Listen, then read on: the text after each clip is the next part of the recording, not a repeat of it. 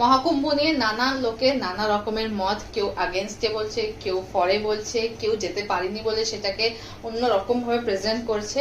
তো আমি সবকিছুর মধ্যেই ছিলাম, আমার কাছে মিমসটাই আসল। আমি মিমস যেখানে যেরকম পেয়েছি সেটা শেয়ার করেছি। তো কিন্তু মহাকুম্ভ নিয়ে আমার মনে কোনো রকমের কোনো খারাপ লাগা বা কিছু এরকম নেই।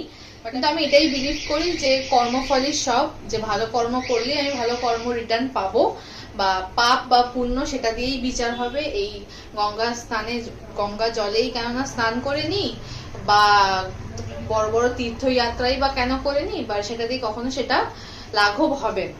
বাট স্টিল যেহেতু এগুলো আমাদের একটা পবিত্র জিনিস, অ্যাজ আ হিন্দু ধর্ম আমরা এইগুলোকেই মেনে বড় হয়েছি, যে গঙ্গা জল একটু ছিটিয়ে নাও, পুজোতে বসবে, বা গঙ্গা জল দিয়ে লাস্টে শান্তির জল দাও, এগুলোকে আমি রেসপেক্ট করে এসেছি। তো স্যার গেছিলেন মহাকুম্ভে, তো সেখান থেকে আমার জন্য জল সিঁদুর এনেছেন, প্লাস আমিও বলেছিলাম যে বেশি করেই আনবেন, বিকজ আমার চেনা পরিচিতির লোক অনেক বেশি, তাদের সবাইকে আমি দিতে চাই, বিকজ এটা একটা পবিত্র জিনিস যেটা কি সবাই পায় না।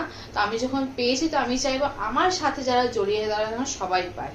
তো এই যে এই রয়েছে 1 বোতল জল, যেটাকে আমি একটুখানি অলরেডি আপনার বাড়িতে দিয়ে এসেছি, বাকিটাও কালকে সবাইকে দেবো, মাসিকে দিতে হবে, দিদাকে দিতে হবে, রমিকা, টম্বয়, আরো যারা যারা আছে, বা বোনের বোনের বন্ধু বান্ধব যারা আছে তাদের সবাইকে একটু একটু করে দেবো। আর এই হচ্ছে কি গঙ্গামাটি, যেটা কি স্নান করার পর নাকি লাগাতে হয়, তো সেটাও এসেছে, সেটাও সবাইকে একটু একটু দেবো। আর এই হচ্ছে 1 ডজন সিঁদুর, যেখান থেকে আমি অলরেডি আপনার মা সুমিতার মাকে দিয়ে দিয়েছি।